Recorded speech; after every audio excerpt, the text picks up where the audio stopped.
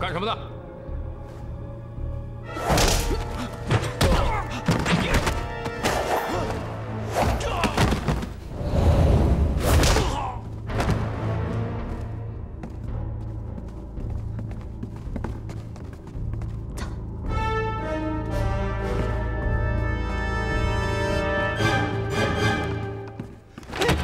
哎，要干什么？要杀皇上！先杀！哎呦！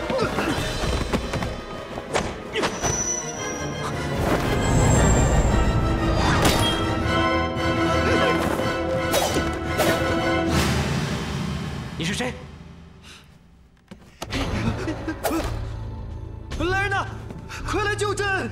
要杀皇上，你们先杀了老奴！皇上在我手上，放下兵器！放下！放下！放下！放下！大胆刺客，你想干什么？啊！人杰刚刚冒犯了陛下。 请陛下恕罪。臣言本参见陛下。陛下，这怎么回事？陛下，您受惊了，还请陛下恕罪。臣等这么做，实在是为了陛下的安危。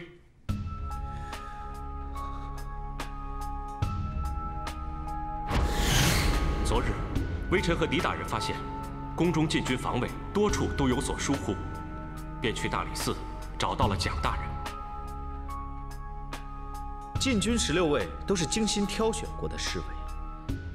狄大人怎么会说我们防御不够严密，士兵疏于训练？你可否有证据？蒋大人若要证据的话，不如咱们今晚就试验一次，看看这禁军所谓的防守是否真的固若金汤。好，浩辰，我也想看看狄仁杰。 能够在哪里找到漏洞？陛下，禁军16位，却有3万守卫在城门外。若是祸起萧墙，根本无法及时赶到。况且，宫中守卫层层分级，各宫之间也缺少联络机制。如果真的遇到突发状况，消息都难分真假。蒋大人，让朕在万不得已的时候与侍卫互换，扮成太监逃走。 朕本来以为是条妙计，没想到还是百密一疏。你们都起来吧。谢陛下。谢陛下。原来宫中守卫漏洞竟然如此之多。蒋大人，狄仁杰说的这些话，难道你就没想过？陛下，微臣护卫不力，还请陛下责罚。责罚？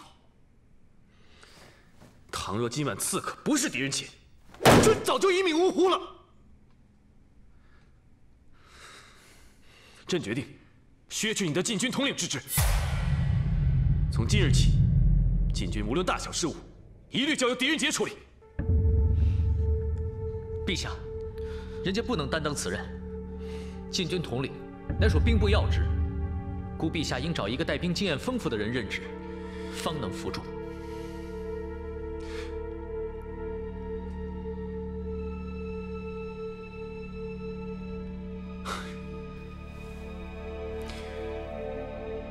陛下可以不必着急，臣有一个人可以推荐给陛下。赵宝能够官复原职，还得多谢狄大人啊！赵大人言重了。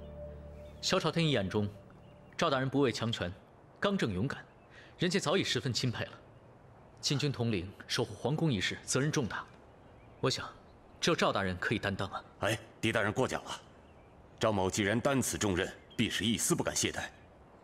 只是。 这皇宫光城门便有10座，宫内殿阁亭馆30、40所，加上东宫的殿阁宫院20多所，这内里回廊曲折，要想面面俱到，实在是困难，就怕百密一疏。看来我们得设计得十分巧妙才行啊！谁让天子住这么大一个地方，真是家大难防啊！是啊，要是能有个对宫内各个环境十分熟悉的人帮忙出谋划策就好了。 赵大人所言甚是。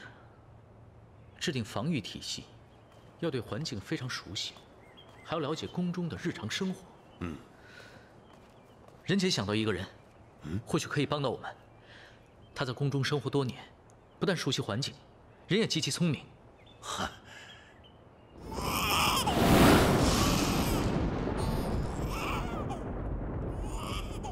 六月，你是说这画上的女子是原来凤琴殿的主人？正是。徐婕妤曾是先帝最喜欢的女人，不知因为什么原因，突然被先帝厌弃，关在这寝殿之中，终日郁郁寡欢。她死之后，先帝才幡然悔悟，叫人做了这幅画，挂在凤琴殿内，并永不许人摘下。那为何只做背影？可能是先帝自觉心中有愧，不敢与他面对。娘娘，奴婢听说，徐婕妤是自缢而死。传说徐婕妤就是在那根船木上上吊自尽的。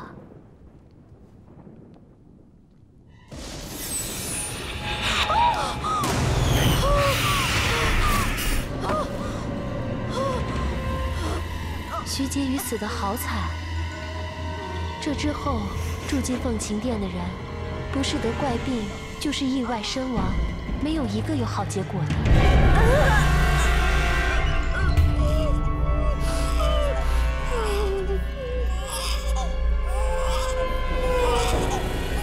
娘娘，娘娘，娘娘，你没事吧？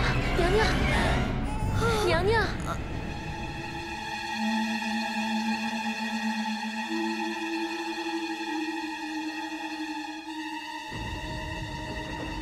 元一道长，这是什么？这是下了咒的符水，只要将此水涂抹在小公主的脖颈上，就能置小公主和武昭仪于死地。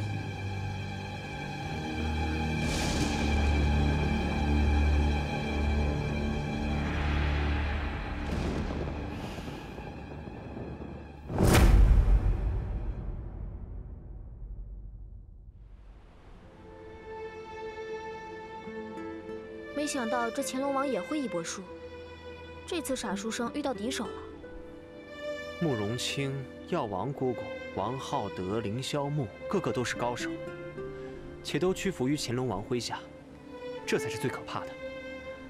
若是连大理寺丞蒋浩辰也是他的人，那乾隆王的势力真是大到难以想象。按大大所说，乾隆王连他都想收买。你说，这乾隆王究竟是什么人？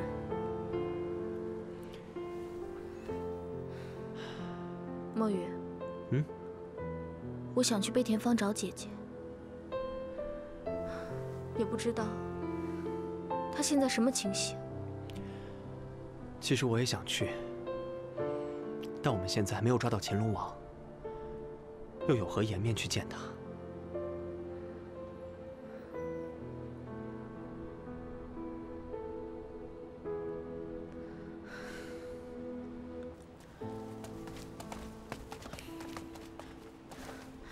大大，我和赵大人在商谈禁军防御的事情，需要一个人的帮忙。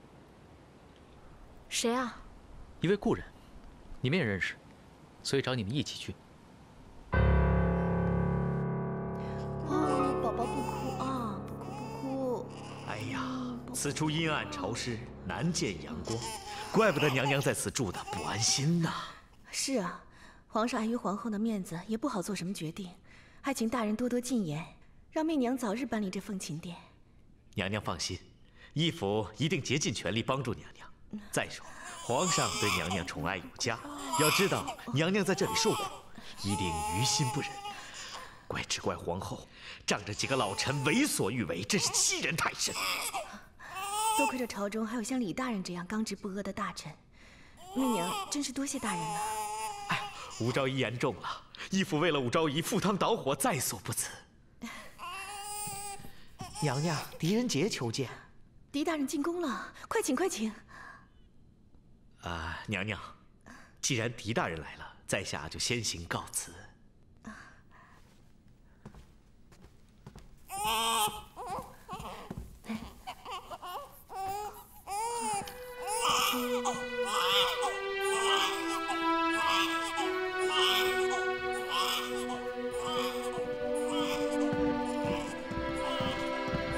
昭仪娘娘，墨雨，红巾，参见昭仪娘娘。狄大人，你们来了真好。还有赵大人啊，参见昭仪娘娘。这是什么破地方啊？昭仪，你怎么会搬来这里呢？此事说来话长了。这个王皇后真是心肠歹毒，见昭仪娘娘得宠，便三番五次加以陷害。难道皇上也不管吗？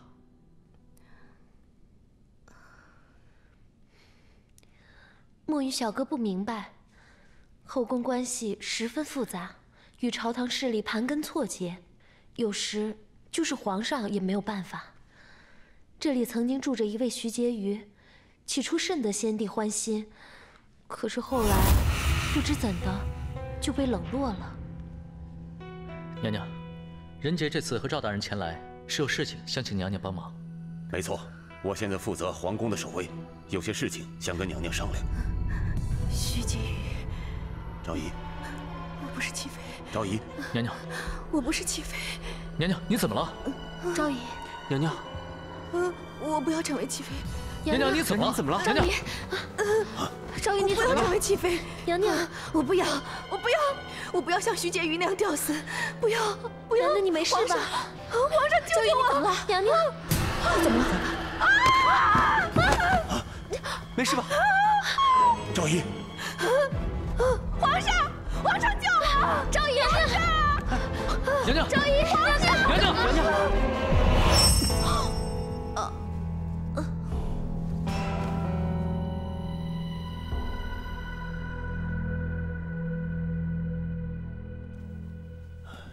狄大人，武昭仪这是怎么了？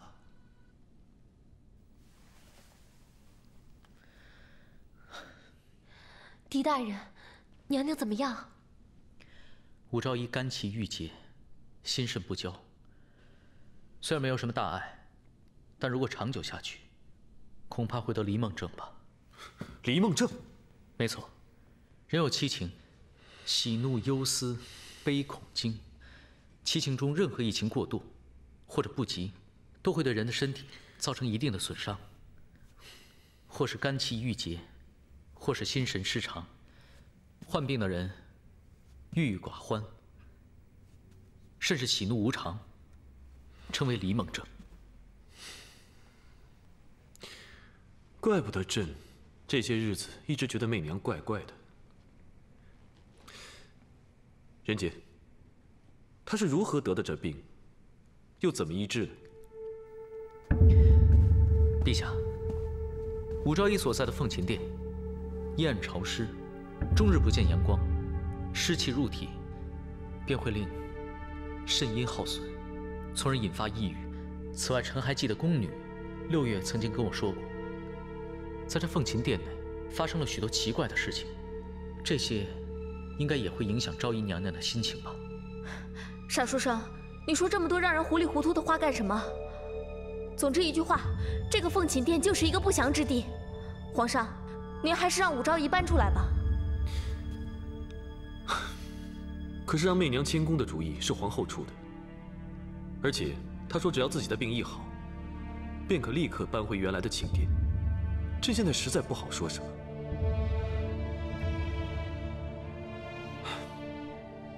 不如这样吧，朕命上宫局往凤琴殿送一些祛湿的银炭，还有提神的香料。至于媚娘被那些怪事搅得心神不安，赵统领，臣在。朕命你带禁军10人亲自守卫凤琴殿，对每一个进出凤琴殿的人都要严密监视，务必要让武昭仪安心。臣领命。一定是有人要害我，一定是有人要害我。娘娘，娘娘，一定是有人要害我。娘娘，娘娘，皇上来看您了。参见陛下。媚娘，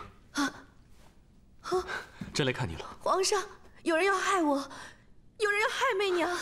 媚娘莫怕，朕不是叫赵统领来保护你了吗？皇上，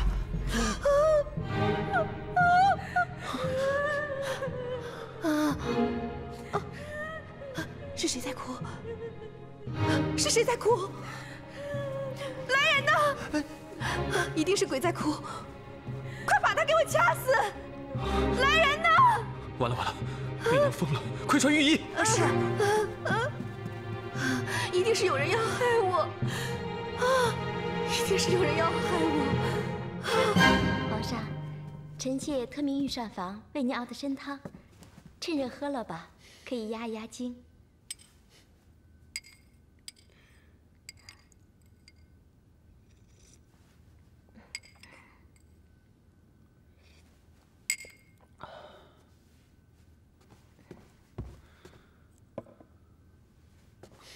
那个皇后，盛气凌人。媚娘又病了。淑妃，幸亏朕的身边还有你，替朕分忧解愁。皇上，臣妾是您的奴婢，这些都是臣妾应该做的。朕是不能和皇后撕破脸的，处处都得让着她。媚娘就不应该进凤琴殿。朕去那儿看了。那里阴暗潮湿，十分简陋。朕真的亏待了媚娘啊！皇上，现在正是3月，天气回暖，皇上不如带着武昭仪出去踏青散心，说不定会对她心情恢复有所帮助呢。此提议甚好啊！淑妃，没想到你还会替媚娘着想。真是朕的贤妃啊！皇上，听闻武媚娘神志恍惚，元一道长的法术果然灵验。娘娘过奖，那妖女魅惑皇上，贫道只不过是替天行道。可朝中仍有些大臣为讨皇上欢心，站在武媚娘一边。他们都是没有背景的年轻士大夫。虽然暂时不成气候，但前途却无可限量，不可小觑。哼，本宫就不信，这个世上有人是不爱财不爱权的。哥，你在朝中这么多年，难道不知道忠心是可以用财权来收买的吗？报！启禀娘娘，皇上刚刚带着武昭仪出去踏春了。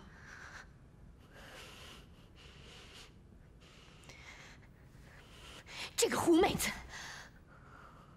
想不到皇上还是惦记着她。娘娘，现在可是最好的机会。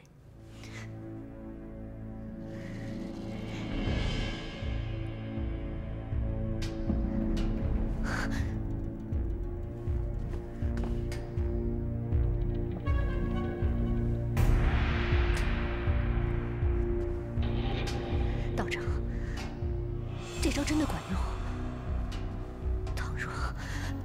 倘若被人发现，娘娘放心，贫道早有算计，尽可大胆使用。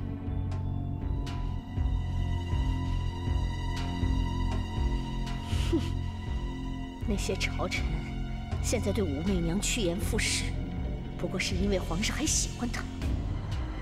倘若她真的被皇上厌弃，看谁还会帮她？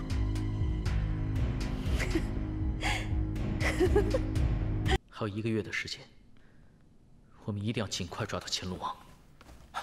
仁杰，大事不好了，小公主被人害死，皇上命令即刻赶往甘露殿。什么？小公主死了？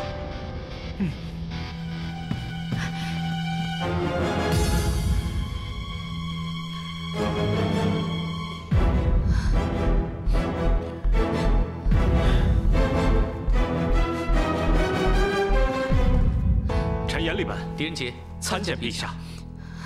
你们来了。狄大人，媚娘的小公主被人杀害了。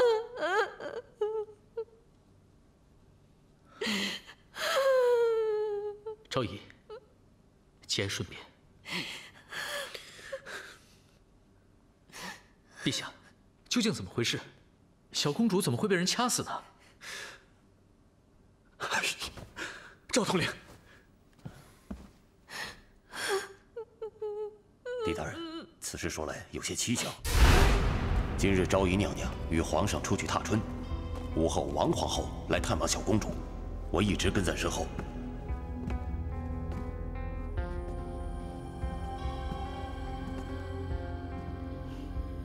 赵大人为何一直跟着我？难道怕本宫害了小公主不成？皇后娘娘多心了，我只不过是奉陛下之命，严格看守凤琴殿。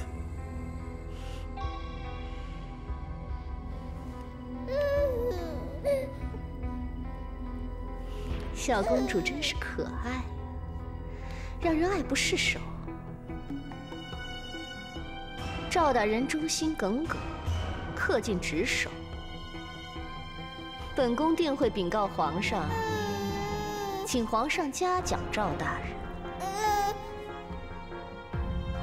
皇后娘娘过奖了，这是赵宝的本分。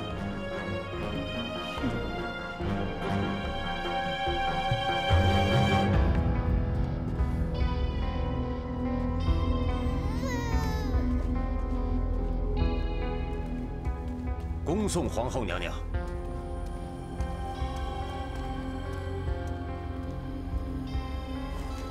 王皇后走后，再无人进入寝殿内室。大约2个时辰后，昭仪娘娘踏春回来了。娘娘，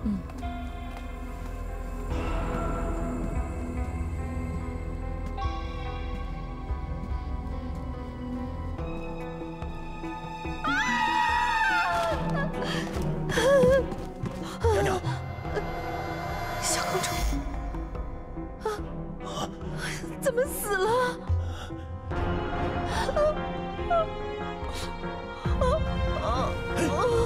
娘娘，娘娘，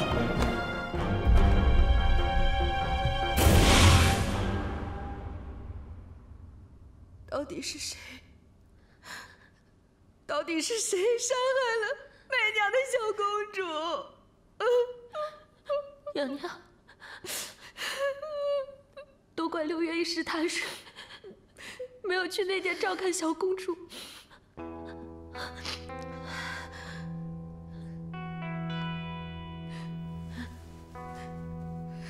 是你，一定是你！是你杀害了媚娘的小公主！一定是你！娘娘，娘娘，刚才赵大人不是说过了吗？本宫离开时，小公主安然无恙。你凭什么说是本宫杀害小公主？本宫走后，再接触小公主的人便是你。既然小公主死于窒息，脖颈上又有被人掐过的痕迹，依本宫所见，一定是你这个妖妇亲手杀死女儿，嫁祸本宫。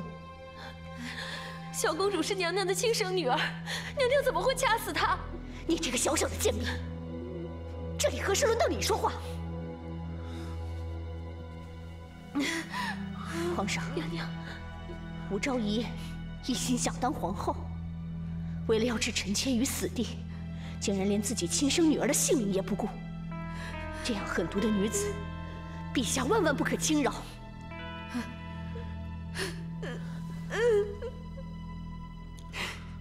陛下，陛下，这小公主是臣妾的亲生女儿，陛下一定要为小公主报仇啊！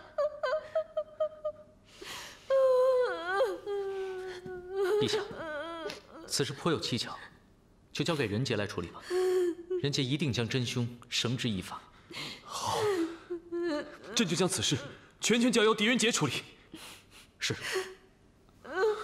媚娘，来。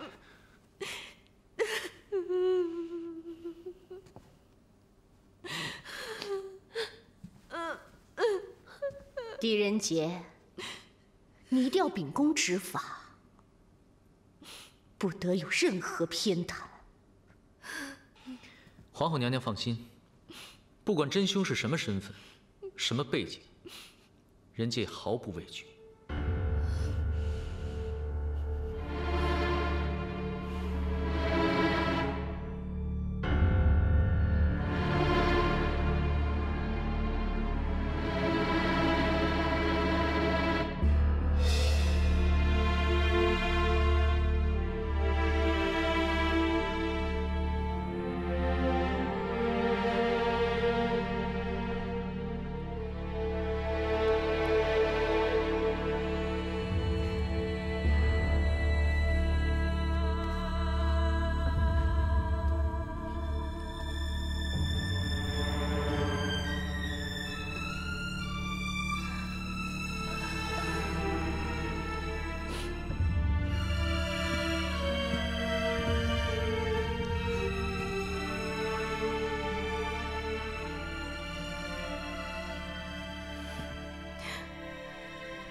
人死不能复生，还请昭仪节哀，保重好自己的身体。都是我这个做娘的不好，没有保护好他。昭仪何苦自扫呢？这凶手实在太狠毒了，连一个小婴儿都不放过。狄大人。 你一定要将此案查个水落石出，找出杀害小公主的凶手。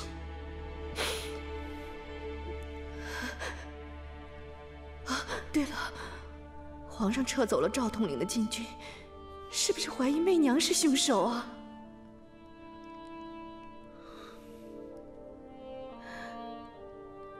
娘娘，娘娘。 皇上已经不喜欢我了，我真的成了弃妃了。赵统领宫中事务繁忙，皇上才将其调改，娘娘千万不要多心呐。小公主死的冤枉，人家一定会找出真凶，让她在九泉之下安心。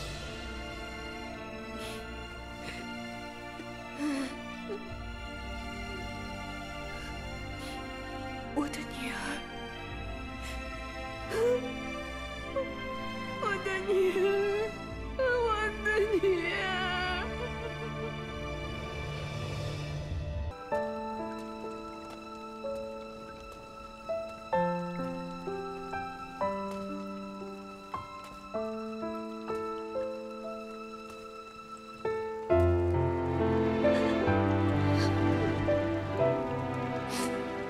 希望父亲放弃计划，我与人杰不再为敌。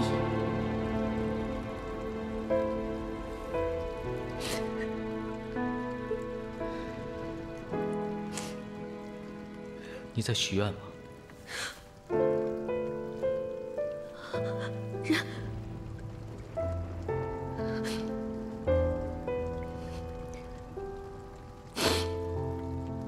狄大人，这么晚了，还不忘来审问慕容清吗？青子，我希望你可以明白，抓你是我的职责所在。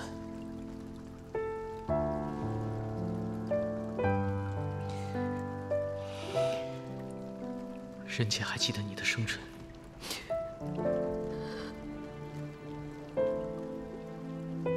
青子，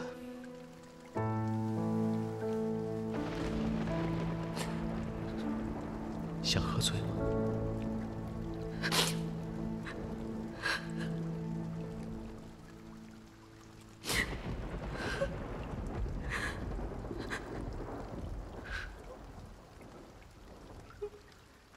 你许的什么愿吗？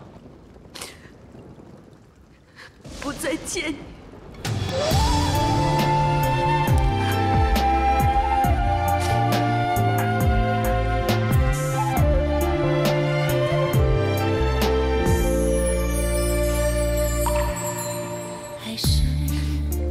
纠缠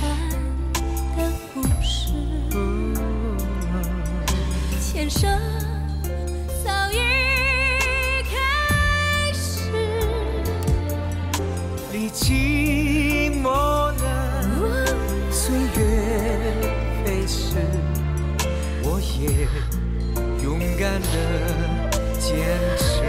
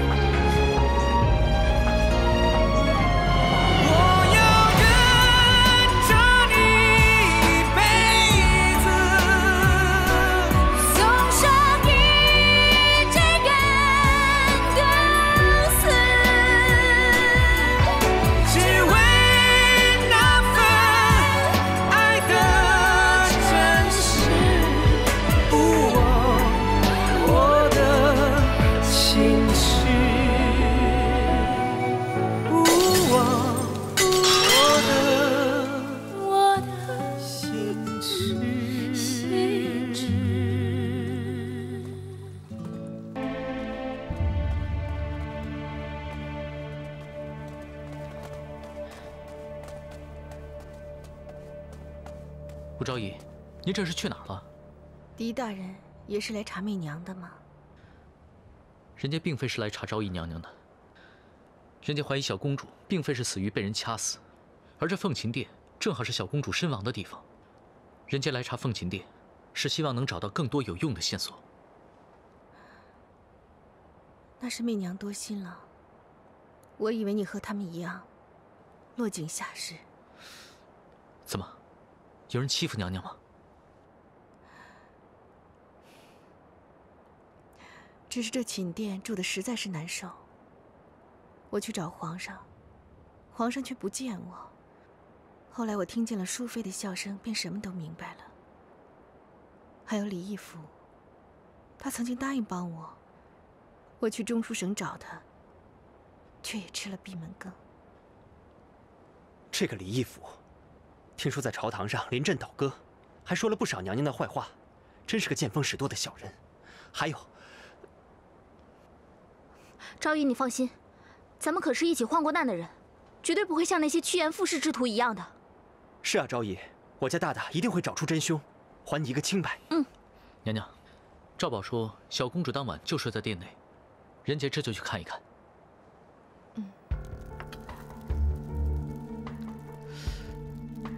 这炭炉的炭火，都是那些上宫局的人，见昭仪出了事，就拿这些冒烟的破炭来。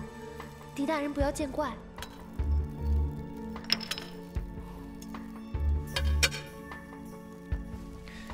那小公主死的时候，这个炭炉是否就在这里？是的，春寒陡峭，凤琴殿不见天日，我怕它冻着，我就让六月把炭炉拿得离摇篮近点儿。小公主一出生便跟着我受苦，就是一天好日子也没过过。莫非大大认为小公主是被炭炉烧出来的浓烟给闷死的？我也听人说过，这烧炭炉的时候要开窗通风，若是门窗紧闭，人就会被活活闷死的。赵宝说，那天四周的窗户都是开着的，他可以清晰地看到大殿内的情形。如此说来，这凤琴殿的通风良好，小公主怎么可能因为烧炭而闷死？可验尸结果，小公主确实是窒息而亡。说也奇怪，赵将军说王皇后走后，这里没有任何人进来。若不是烧炭，小公主又是如何窒息而亡呢？会不会是那个弃妃的阴魂在作怪？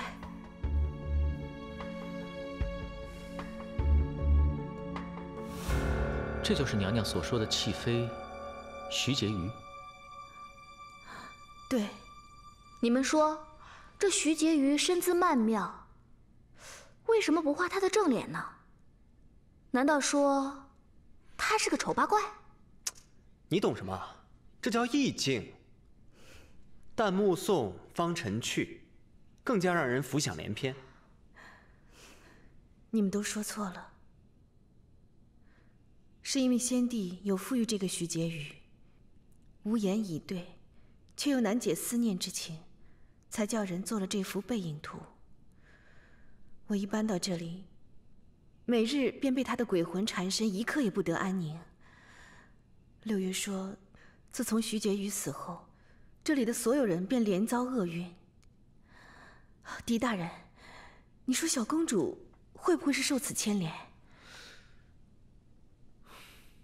凤琴殿不详，宫中的人只不过是借用徐婕妤穿凿附会罢了。狄大人不可不信，奴婢跟娘娘好几次都看见了那徐婕妤的冤魂，她就吊死在那根船木上。对对，六月说的确实都是实话。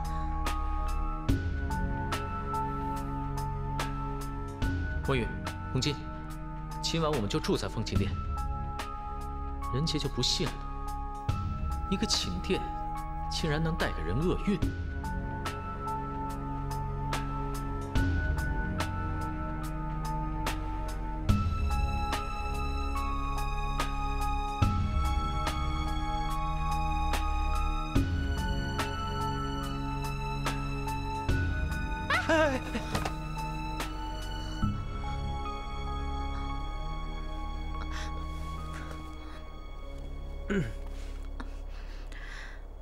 这里待久了，还真觉得烦闷啊，总想出来透透气。我也感觉一直觉得晕晕乎乎的。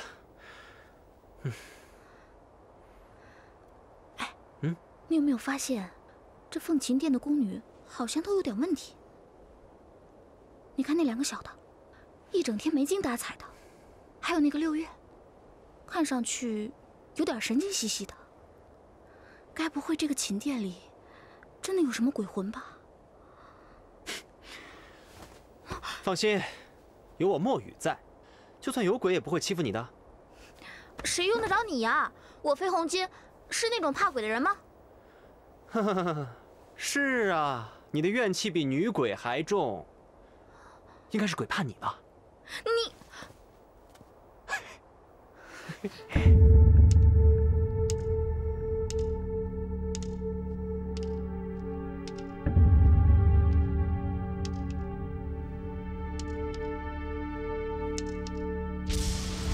就说媚娘有急事。哎呀，皇上！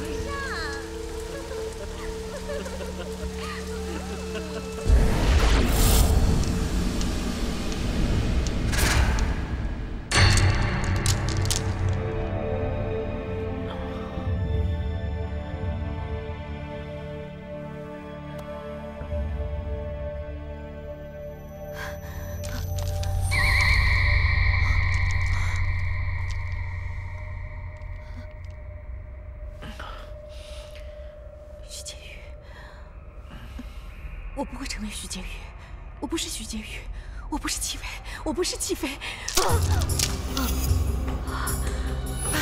我不要成为齐妃，我不要成为齐妃。皇上，皇上，你为什么要抛弃我？为什么？为什么？为什么？狄大人，狄大人。为什么？为什么？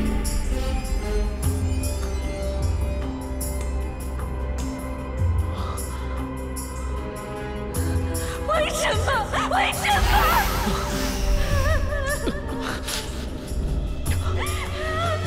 是不是徐婕妤又出现了？是不是？我不能成为徐婕妤，我不是齐妃。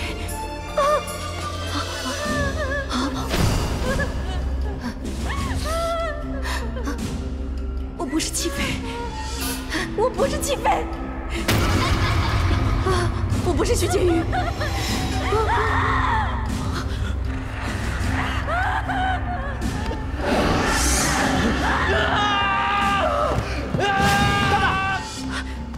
杀出生！我不是齐飞。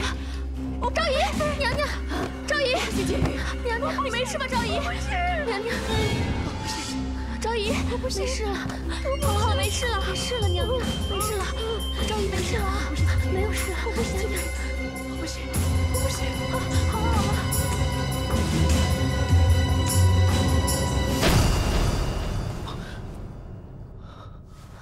大大，你醒了。傻书生，你可真把我们吓死了。我怎么了？难道你什么都忘了？你刚刚在凤琴殿大叫着发疯，情绪都完全失控了。我在凤琴殿发疯？嗯。我都做了什么？大大放心，你没有伤到其他的人。幸亏我和红军及时进来，点了你的穴。哦，我想起来了，我好像见到了武昭仪说的那个徐婕妤。我的头昏昏的。我和红军当时也觉得昏昏沉沉，心情莫名其妙的觉得烦躁，所以才出去巡视的。没错，我们出去透了口气，才觉得好一些。这凤琴殿，难道真的是风水有问题，还是被下了咒？下咒？我也只是胡乱猜测的，我只是看到你和武昭仪那个样子，真的跟鬼缠身没有什么两样。大大还记得我们来皇宫第一次去凤琴殿的时候，你今晚的样子就和当时的武昭仪的情况一模一样。我一直觉得武昭仪是心情抑郁，得了离梦症。现在看来，这件事好像没那么简单。这世上根本没有鬼，也没有咒术。这凤琴殿一定另有隐情。这凤琴殿虽然环境不好，阴暗潮湿，但是也不至于使人抑郁到如此发疯的地步。何况你只是在里面待了3、4个时辰吧，又不像武昭仪那样长期住在里面。难道是中毒？什么毒能让人产生幻觉？这毒又是怎么下的？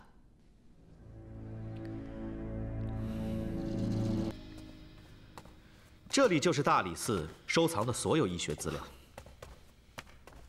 多谢蒋大人。倘若可以查出凤琴殿里的毒源，这个案件或许还有转机。不过卷宗浩繁，我特地为狄大人找来一个帮手。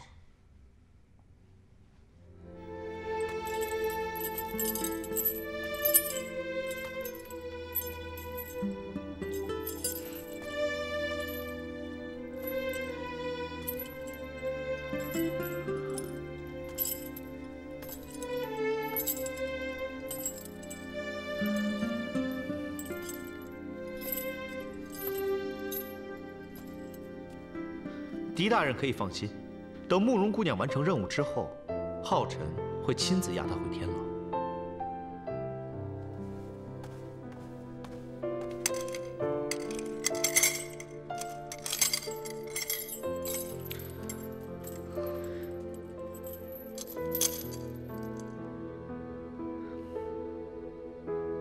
你为什么愿意帮我？我现在不过是阶下之囚，有什么权利拒绝大理寺的要求？武昭仪是无辜的，你放心，我不会害她。我怀疑在凤琴殿内有可以让人产生幻觉的毒药，但现在却不知道害武昭仪的人究竟是如何下手的。凤琴殿，我曾经去过，那里阴暗潮湿，世间很多奇毒都是因环境而滋生，且四时皆有所不同。这部《本草经集注》共有7卷，乃南朝名医陶弘景所著。里面所记草木、玉石、虫兽，都是天然长成的，外间很难找到。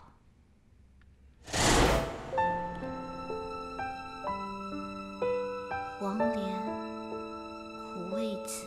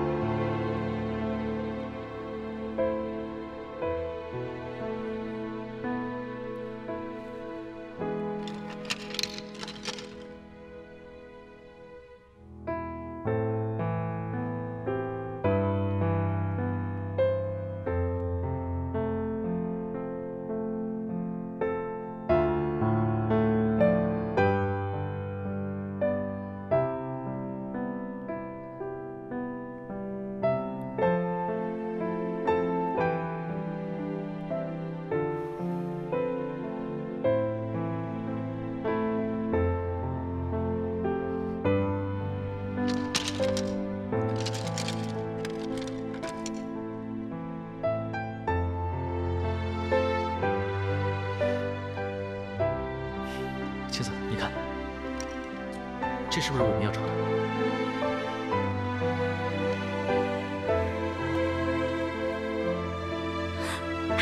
对，就是这个。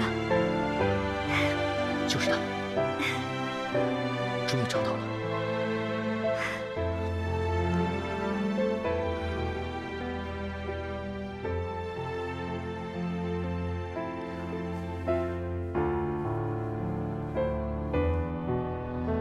若是你当初没有离开药王山主，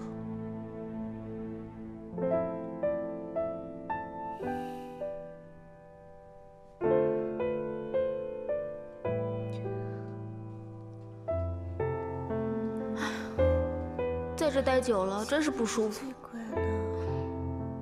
娘娘好像也病得越来越严重了，我们得打起精神来，万一出了什么事，怎么跟大大交代呢？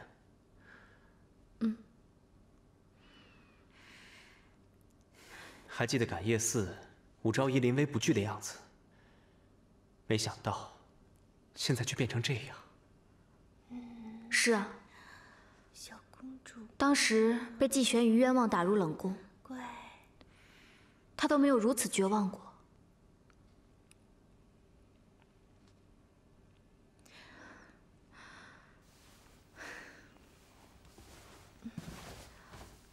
昭仪，休息一下吧。嘘，小公主睡着了，别吵醒她。你还我女儿！你还我女儿！娘娘，你清醒一点，小公主已经死了。不，我的女儿还活着。我的女儿还活着。我的女儿还活着。我的女儿还活着。我的女儿还活着。娘娘，我的女儿还活着。你中毒了，有人要害你，你不能再这样下去了，否则你的红儿、你的家人，全都难逃厄运。我的女儿没有死。我的女儿没有死。不，娘娘，我们这就把害你的东西找出来。大大，你找到凤琴殿的秘密了。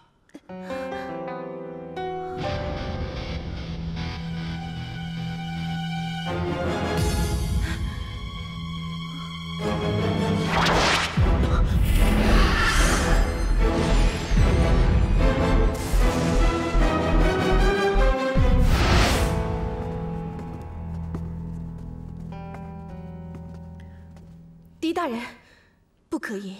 先帝有命，任何人不可以摘下这幅画，否则会惊动徐婕妤的鬼魂。我倒要看看，究竟是什么东西在支撑着这个徐婕妤的鬼魂。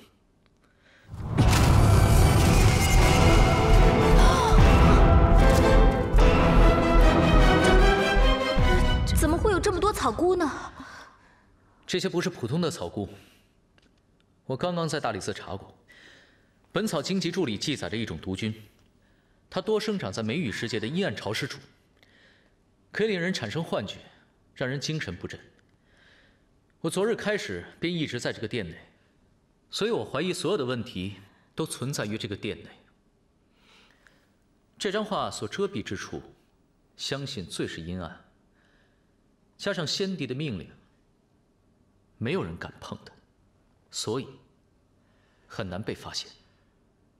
昭仪每晚都睡在这里，难怪病得如此严重，而外面的宫女只是精神不济。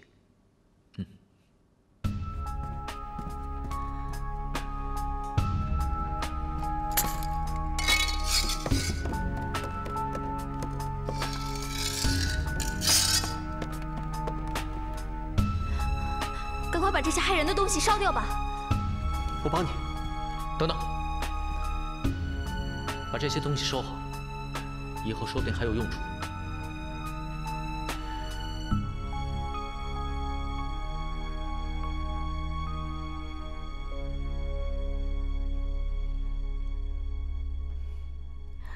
谢谢你，狄大人，又救了媚娘。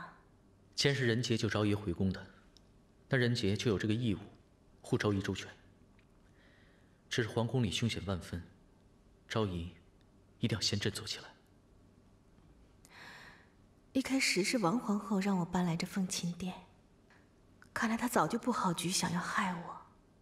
这么说来，小公主很可能是王皇后杀的。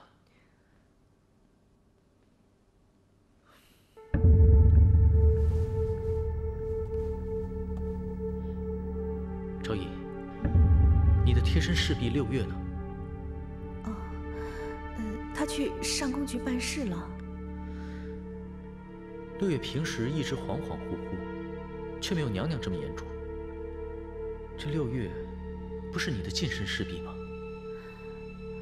他确实是我的近身侍婢，可是因为平时怕他们太过于劳累，所以我就寝之后就让他们回屋了。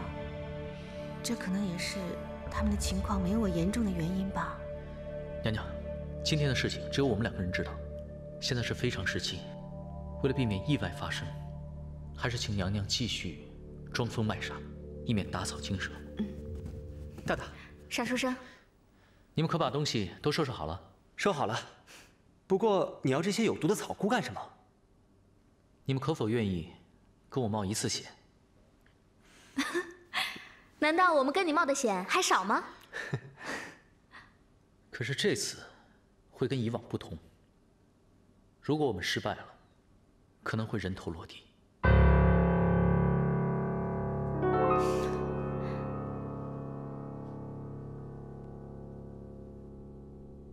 景宗对狄大人仰慕已久，早就想到驿馆来看望狄大人了。怎奈宫中正逢多事之秋，狄大人又身负重任，景宗不便打扰，还望狄大人见谅。许大人言重了，人杰愧不敢当。听严大人说，这朝中或许只有许大人还支持着武昭仪，所以人杰冒昧前来。不瞒狄大人，王皇后曾3番4次派王大人给敬宗好处，只是敬宗觉得这样做有违做官之道，实在不妥，便将其拒绝。许大人为人正直，人杰佩服万分。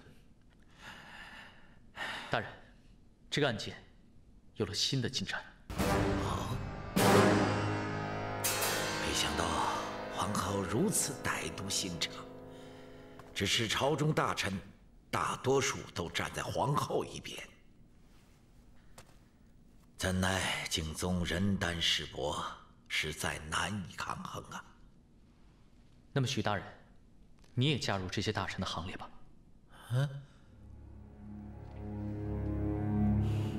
前几日本宫请大人来，大人不来，怎么今天自己跑来见本宫了？娘娘，敬宗想明白了。俗话说，良禽择木而栖，良臣择主而事。娘娘乃是后宫之主，太子的母后，敬宗没有理由不为娘娘办事。你这话可是出自真心啊。那为何之前又拒绝本宫呢？娘娘息怒，敬宗以前一时的糊涂，以为皇上宠爱武昭仪，不敢得罪她。现在敬宗知道了，那武昭仪不过是只纸老虎，势单力薄，根本成不了气候。她哪能跟娘娘您比呀？出身显赫，母仪天下呀。现在醒悟，也还不算晚。皇后娘娘宽宏大量，敬宗感激不尽。今后敬宗当为皇后娘娘效犬马之劳。起来吧。谢娘娘。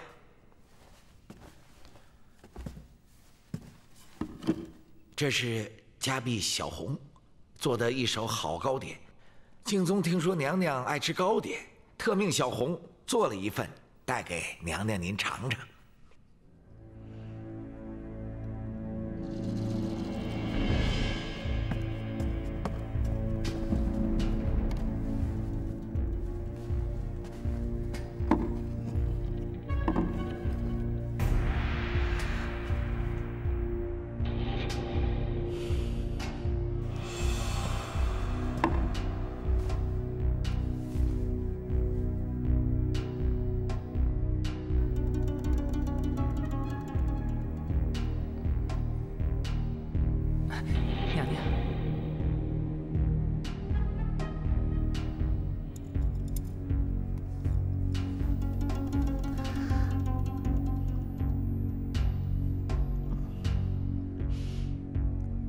想不到你府中竟有手艺如此好的婢女。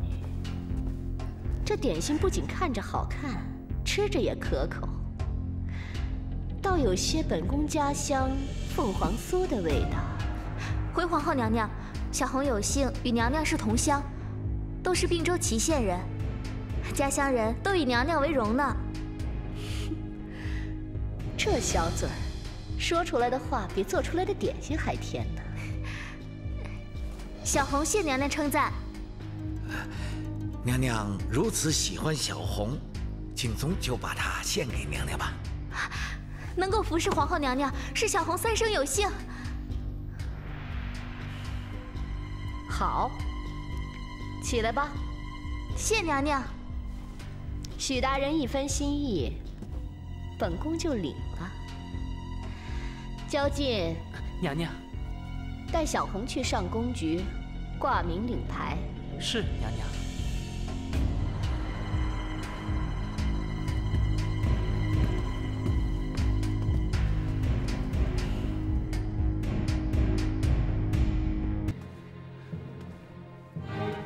哎，立本兄，这武昭仪她就算不是故意杀死小公主，那也是误杀呀。陛下，此事证据确凿，还望陛下早下决断，将武昭仪按律问斩。陛下，臣请求陛下三思。严大人，武媚娘杀女一事确定无误，绝对不是这样的。你以为替其开脱，你是何居心？陛下，陛下。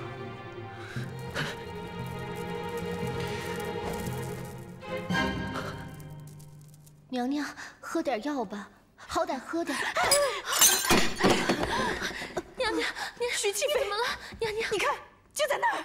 娘娘，就在那儿。娘娘，奴才刚才在凤琴殿外打探到，这武媚娘啊，已经不行了。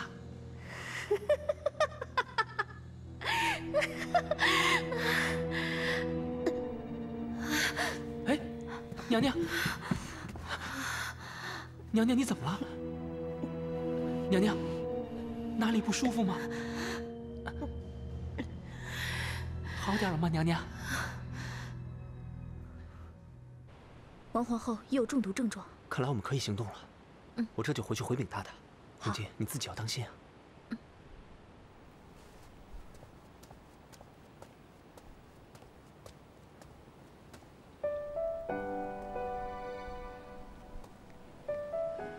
一定要当心。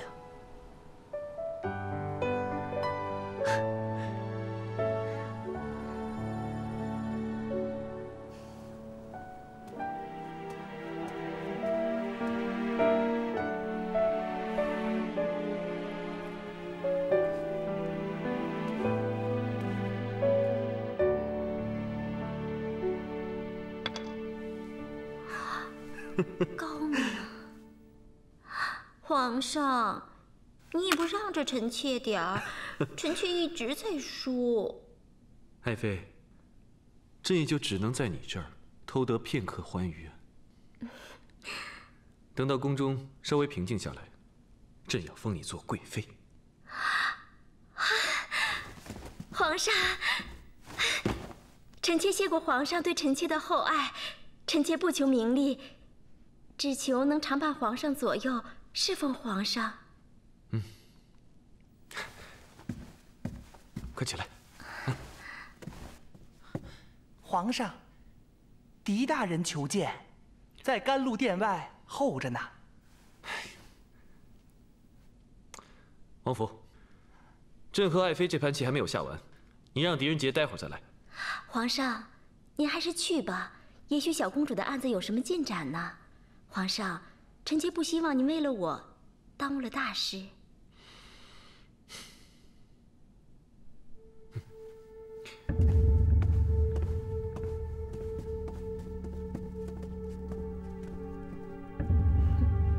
什么？竟有此事？这么说，媚娘不是得了离梦症，而是被那画后的毒菌所害。正是，陛下，武昭仪被牵至凤琴殿，都是王皇后的安排。臣怀疑这一切都是王皇后事先已经计划好的阴谋。此事非同小可，狄仁杰。要想判皇后的罪，那得要铁证啊！陛下若要铁证，就要听仁杰的安排。娘娘可能是最近过于操劳，思虑过多，以致肝气郁结。臣先为娘娘开一些疏肝活血的药，看看可有好转，再做打算。哦，那有劳李太医了。焦进这就随您去取药。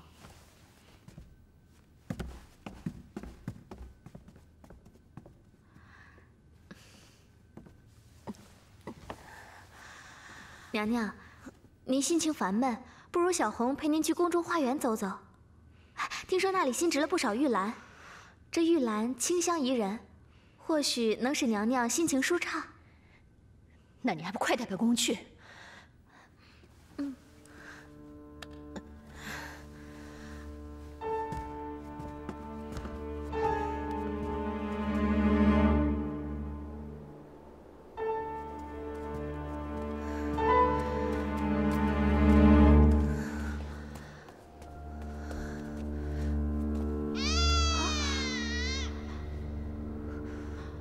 娘娘，我好像听见了婴儿的哭声啊！这是娘娘，这是小公主的哭声。她在哪里？她在哪里？快走！快走！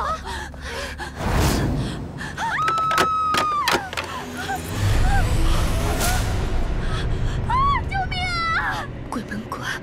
我到了鬼门关！小红，小红！鬼啊！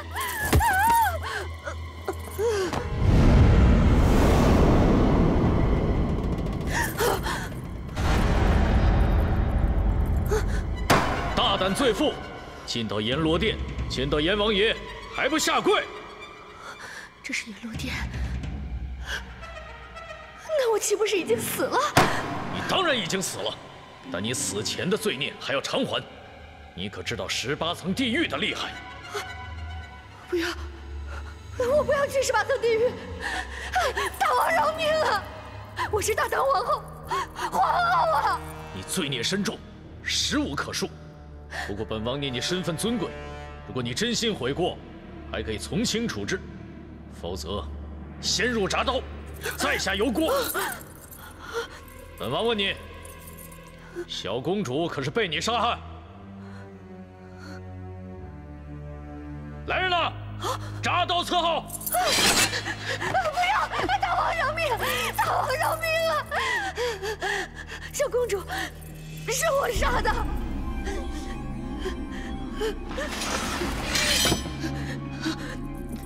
是我，赵元一道长做法，想害武昭仪。可是让武昭仪前功，是元一的主意。武昭仪连生一儿一女，独占皇上恩宠，我实在无法容忍。所以你便亲手掐死了小公主。不，我没有掐死小公主，是元一道长给了我一瓶下了咒的符水，让我涂在小公主的脖颈上。小公主是被元一道长咒死的，不关我的事。大胆！你心肠歹毒，连个小小的婴儿都不放过，还说不关你的事，拖下去斩！不要！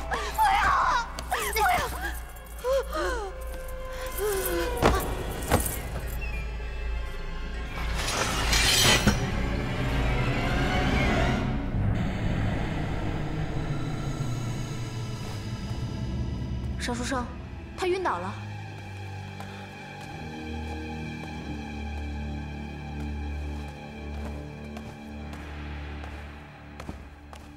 朕的女儿真的是皇后杀的，朕要废了她，不，朕要杀了她。陛下，凶手不是王皇后。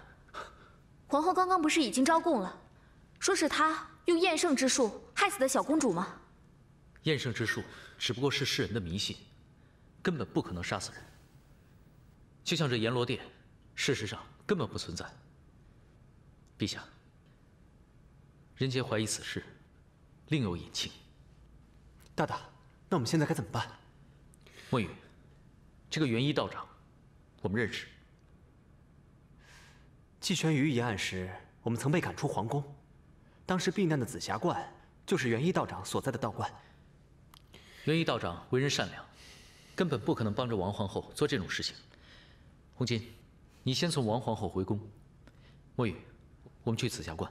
不行，红巾这样回去太危险了。万一王皇后想起刚刚的事情，一定会怀疑红巾的。不，我要是不回去，王皇后更会怀疑。到时候不仅打草惊蛇，还会连累把我送过去的许大人。可是让王皇后不起疑心也是有办法的。陛下，可能又要麻烦你帮一个忙了。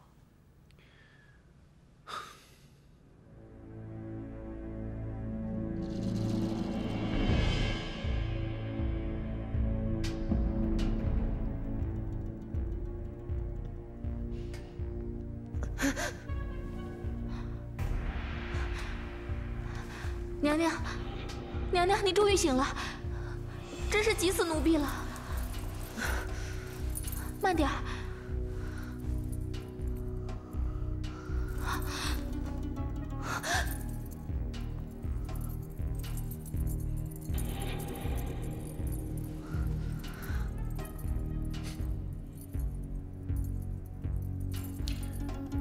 皇后，你刚刚在花园晕倒，小红急着到处找人，幸亏朕路过遇到，才命人将你送了回来。怎么样？现在感觉好些了吗？臣妾没事，多谢陛下关心。都是奴婢不好，是奴婢非拉娘娘去花园散心，还请娘娘责罚。你伺候皇后疏忽大意，朕本来应该将你杖毙，但念你护主心切，皇后又并无大碍。来人呢？在。将小红逐出宫去。是。谢陛下。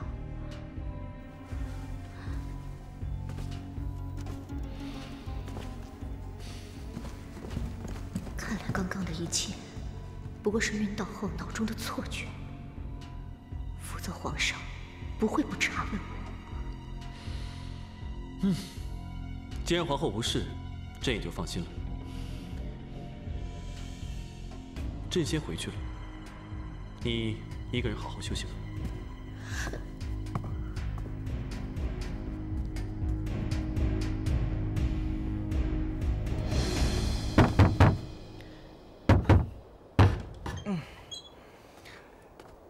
这么晚了，你们找谁啊？道长，元一道长在里面吗？我师傅3日前出去云游了。什么？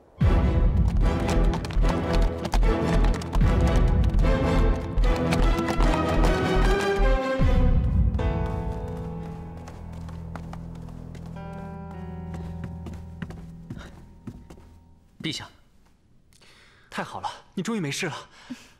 还得多谢陛下，既稳住了王皇后的心，也让我脱了险。墨雨，多谢陛下。平身。这还都得归功于你家主人足智多谋，是他给朕出的主意。陛下，过奖了。人家刚刚和墨雨去了紫霞观，元一道长已经不在了。狄仁杰，皇后真的不是凶手。陛下，人家在私底下去查验了小公主的尸身，发现小公主的颈部红色痕迹依旧明显，并无任何褪去的迹象，便怀疑小公主并非是被人掐死的。刚刚我又听王皇后说，她将符水涂抹在小公主的脖颈，人家怀疑这很可能是一种特殊的药水，涂抹在脖颈之后，过一段时间会产生红色的痕迹，仅此而已。所以王皇后走后，赵宝才会看到小公主还活着。正是，符水留下来的痕迹很可能是假象，用来诬陷武昭仪的。那朕的女儿到底是怎么死的？大理寺的查验并没有什么问题，小公主是死于窒息，只是用了什么方法，人家还不清楚。如此看来，王皇后很可能是被利用的。她虽然有杀小公主之心，但并无杀小公主之实。此案是案中之案。陛下，请你给人杰更多的时间，人杰定尽全力查办此案。对了，皇后为何会与媚娘一样神志不清？啊，是我让红巾将凤琴殿内的草菇收了起来，碾碎之后放在了王皇后的点心里面。每次只放一点点，草菇并没有什么毒性，只是接触久了会让人产生精神异常，所以检查不出来。陛下，傻书生这叫以其人之道还治其人之身。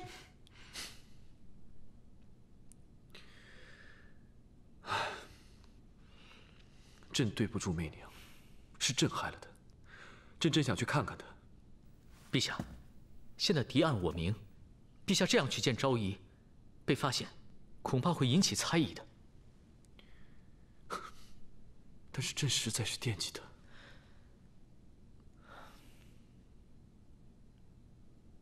陛下，人杰有一个办法。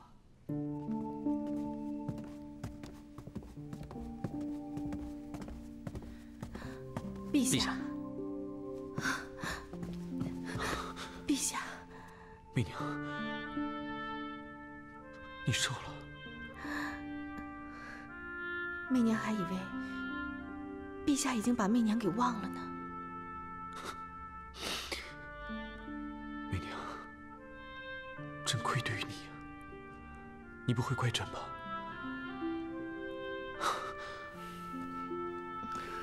媚娘，明日早朝，朕就还你清白。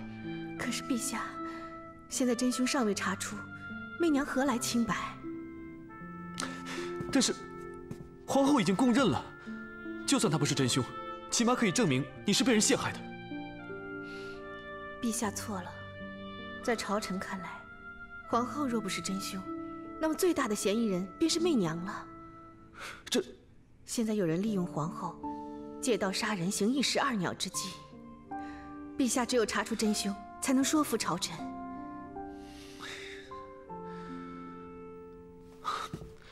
媚娘，既然如此，朕让你先搬出凤琴殿，换一个好点的寝殿。朕不能再看你受苦了。媚娘在凤琴殿虽然苦不堪言，确实想早一点搬出，但是现在万万不可。为何呀？那样就等于告诉真凶，我们已经发现了凤琴殿的秘密，这样不利于狄大人查案。这也不可，那也不可。朕愧对于你啊！朕看你受苦，就于心不忍。媚娘，你能不能告诉朕，朕可以为你做点什么？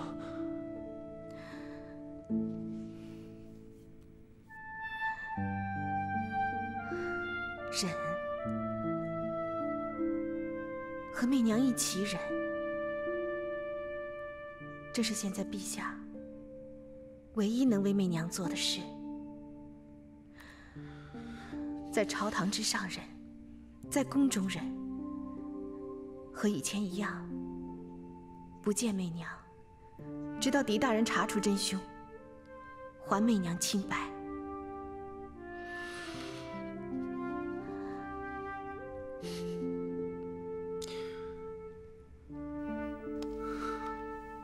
媚娘，你今日所受的苦，朕将来一定10倍、100倍的偿还给你。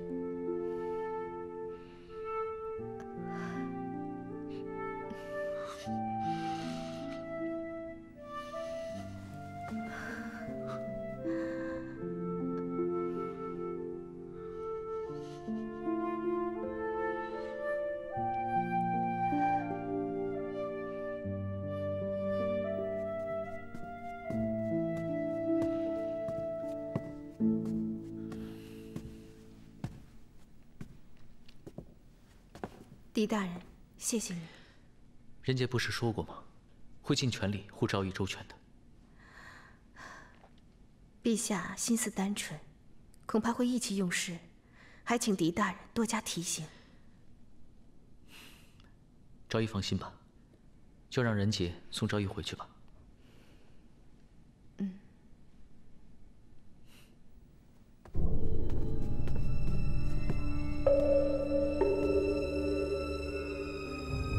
普王殿下从来不参与政事，为何此次会与长孙无忌作对，推举崔义炫出征？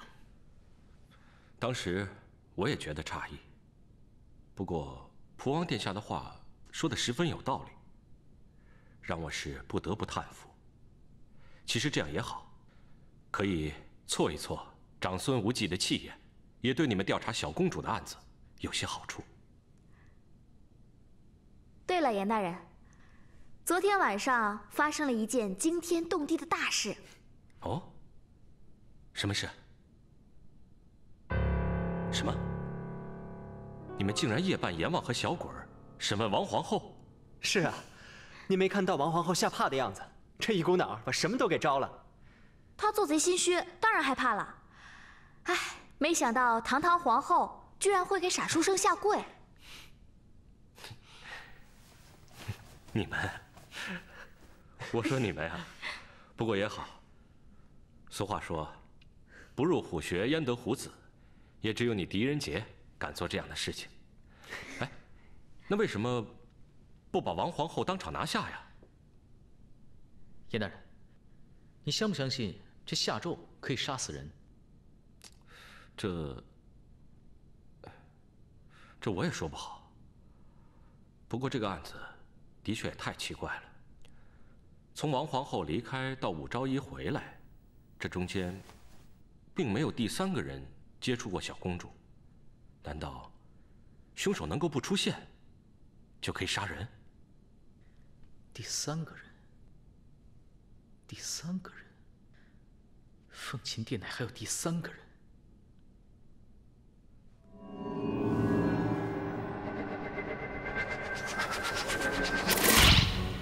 我不是弃妃。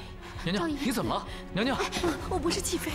昭仪，我不是弃妃，你怎么了？皇上救我！小公主是娘娘的亲生女儿，娘娘怎么会掐死她？你个小小的贱婢，这里何时轮到你说话？宫中的人只不过是借用徐婕妤穿凿附会罢了。奴婢跟娘娘好几次都看见那徐婕妤的冤魂，她就吊死在那根船木上。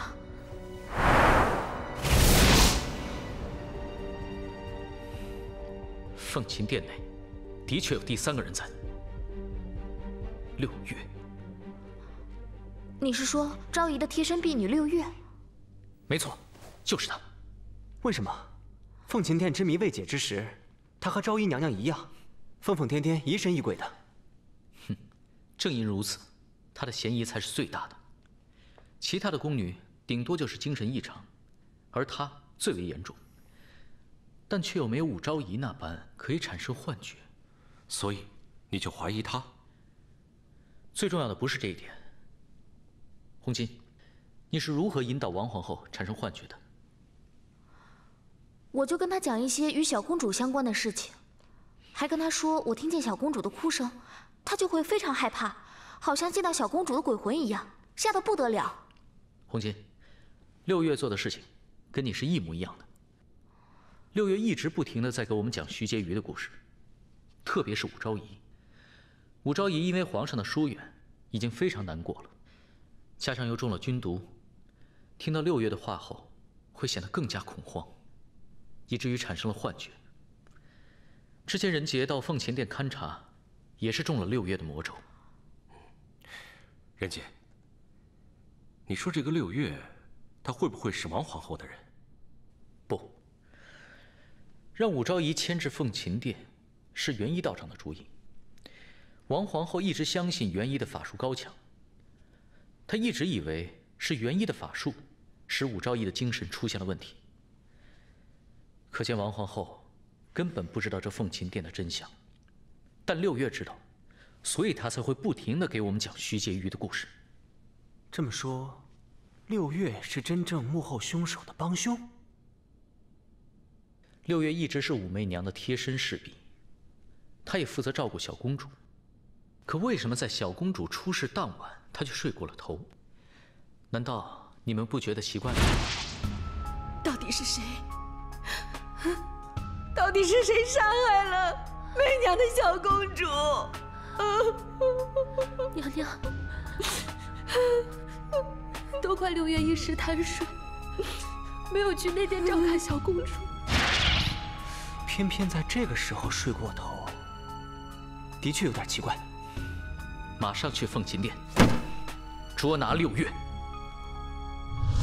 六月，你是说我的贴身婢女是杀死小公主的帮凶？极有这个可能。不可能。自打我一入宫，就是六月在服侍我，我待她不薄，她为什么要害我？昭仪，你先别着急，也许她是迫不得已的。没错，现在最重要的是把六月叫过来问一问。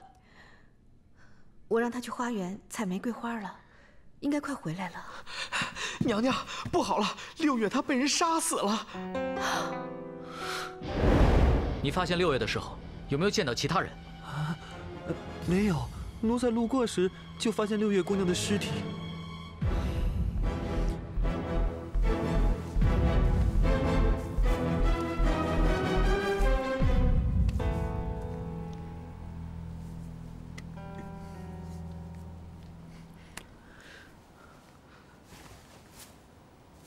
大大，为何六月死前要抓住这支玫瑰不放？凶手杀人灭口，也许六月想通过这支玫瑰，让我们知道凶手是谁。不好，可是娘娘亲自让六月来采的这些玫瑰。是。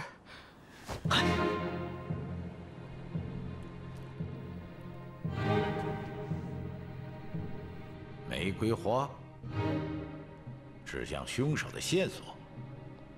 长孙大人，既然是武昭仪让六月去花园采摘玫瑰花，而六月又紧抓玫瑰花不放，岂不是暗示杀死自己的就是武昭仪？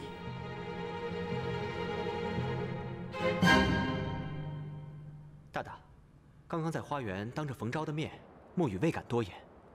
其实那玫瑰花在任何人看来，怕都是指向武昭仪的。我也正有此担心。凶手不可能是武昭仪。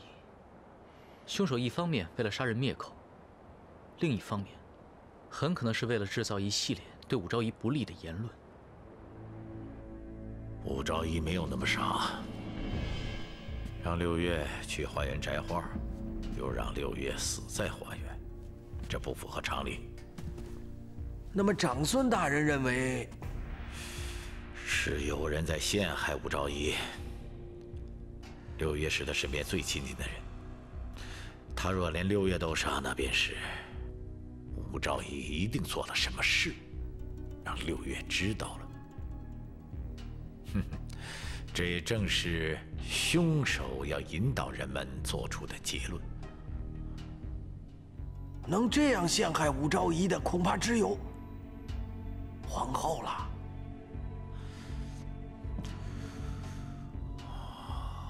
皇后果然恶毒啊！可不管怎么样，我们必须保住皇后。陈硕真在南方起事已经威胁到我们，陇西的势力正在逐渐瓦解。皇后与我们同气连枝，绝对不能让皇后受到任何威胁。你不能死啊！你不能这样，妹妹，我求求你了，你别这样，这样啊，妹妹，我求求你了。娘娘，快下来，快下来，来，下来。哎呀，娘娘，您这是干嘛？你这是何苦呢？舅父，哥，陛下心中只有武媚娘，早晚会把本宫给废了。与其到时候受人侮辱，不如现在自行了断。妹，娘娘又没犯错，怎么可能会被废呢？娘娘既然把老臣认作舅父，那你就要跟老臣实话实说，小公主是不是娘娘所杀？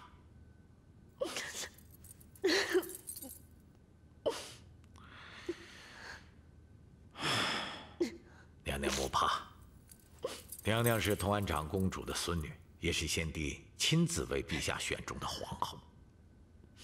先帝临终前把你和陛下交给老臣，无论发生什么事情，老臣都要保你。是啊，妹妹，长孙大人不是外人，你就实话实说了吧。舅父，小公主乃是本宫召紫霞观元一道长下诏所上。元一道长说，这样可以嫁祸给武媚娘，那个妖妇必死无疑。陛下喜欢武媚娘，她又连生一儿一女，势头比当时的淑妃有过之而无不及。本宫也是出于无奈，才行此下策。老夫早就料到了。其实老夫早就想杀死武媚娘了。沈书生，我们回驿馆没看见你，就知道你一定在这儿。你们怎么又回来了？大大做该做的事，我们也是。没错，而且你也知道姐姐的性格，她要是知道我们把你一个人扔在这儿不管，她也一定会赶我们回来的。好，那就让咱们一起把这该做的事情做完吧。嗯。我武媚娘到底是何德何能，让你们这样对我？昭仪，你这么说就见外了。你心地善良，是个好人，况且我们也是共患难过的，绝对不会见死不救。只是，小公主她……哎，大大，有没有找到什么新的线索？我一直想查清楚小公主的死因，但现在还是毫无头绪。狄大人，这整个事件是由我搬到这个寝殿开始的，可我老是觉得这个寝殿不只是毒君这么简单。你想，皇后也不住在这儿，你不是一样有办法让她发疯失去理智吗？这小公主的死，到底是因为什么？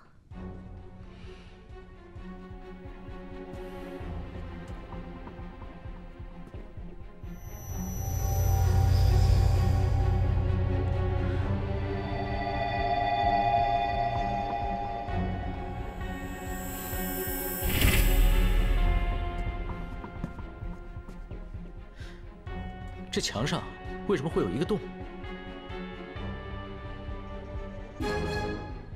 我不知道，我也刚发现，这隔壁是6月的房间。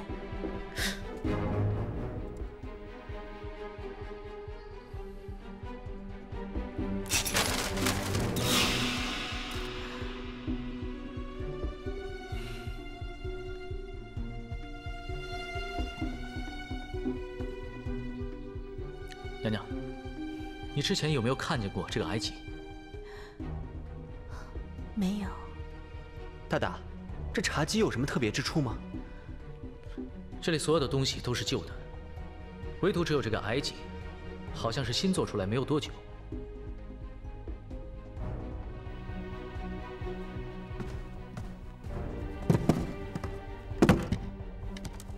红巾，站上来看看。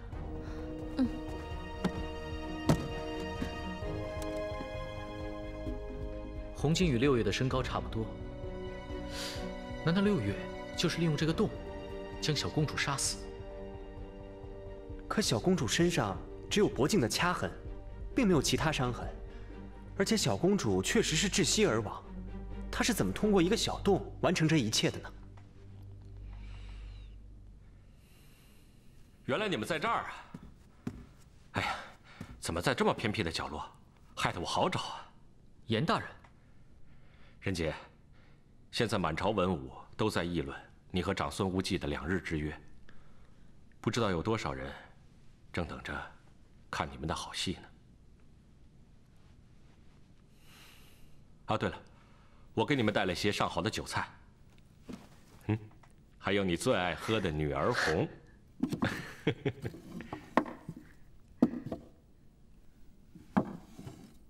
多谢严大人，吃了严大人准备的饭菜，就是死也甘心了。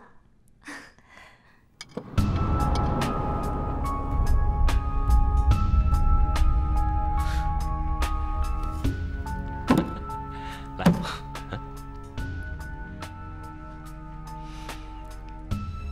多谢严大人的这顿饭。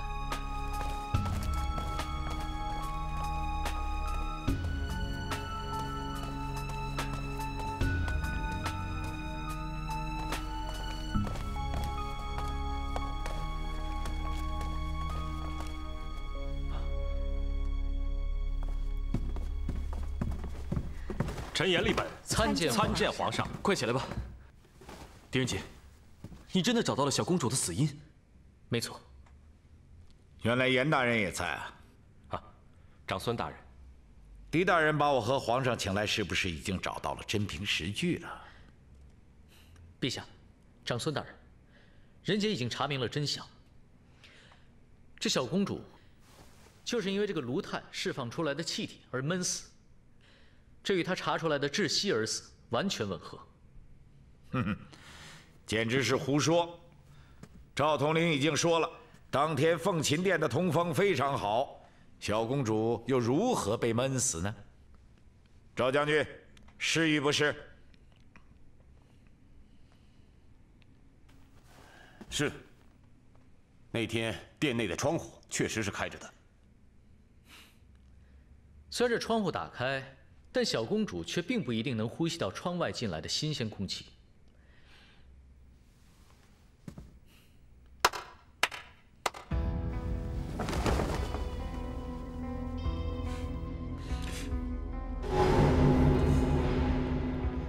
这布罩的封闭性极强，现在长孙大人还会以为小公主不是因为炉炭而闷死的吗？这布罩从何而来？又是如何掉下来的？这怎么跟变戏法似的？请看上面。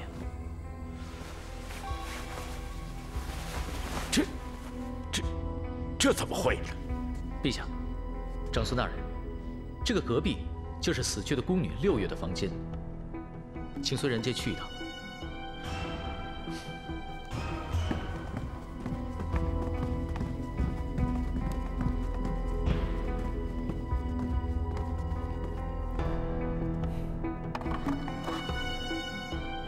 现在红巾所站的地方，就是当天6月所站的地方。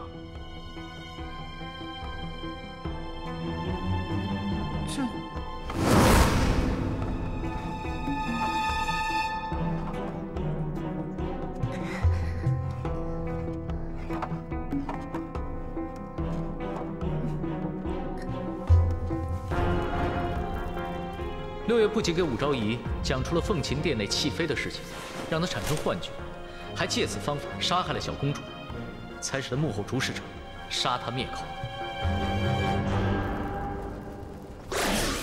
舅父，你看到了吧？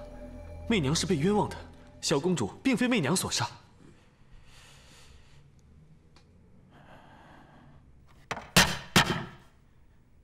就算小公主不是被武媚娘亲手所杀，那武媚娘也应该是幕后的真正主使。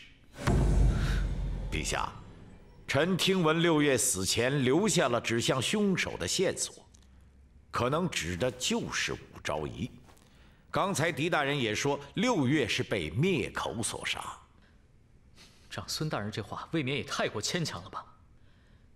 武昭仪要杀害小公主，嫁祸给王皇后，为什么要用如此复杂的方法？况且，这个办法的结果是嫁祸给了武昭仪，而并非是王皇后。狄仁杰此言是实。长孙大人，小公主乃是武昭仪的亲生女儿，下官无论如何也不相信武昭仪会杀死自己的亲生女儿。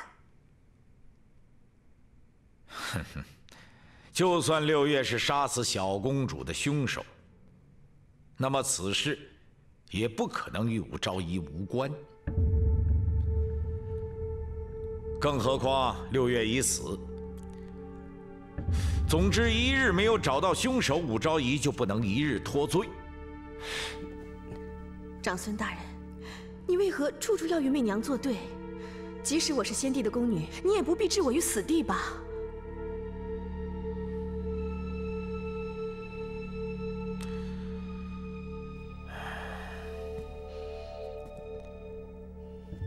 并非老夫要置娘娘于死地，而是娘娘要为自己的所作所为承担后果。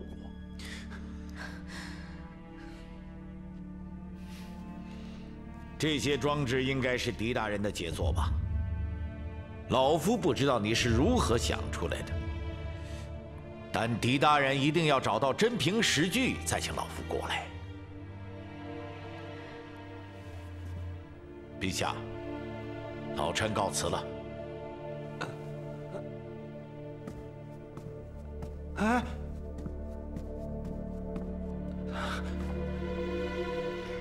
这长孙无忌太过分了，这摆明了就是刁难嘛！红姐，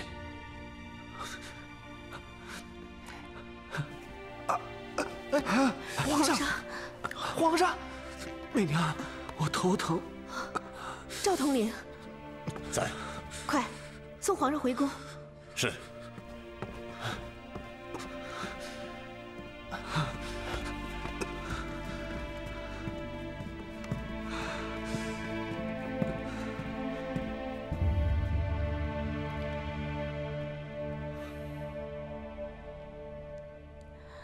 我的所作所为，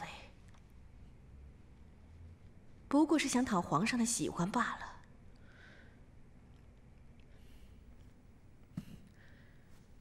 长孙无忌维护王皇后的利益，也便是维护他自己的利益。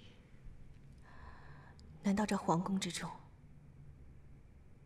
就只有利益吗？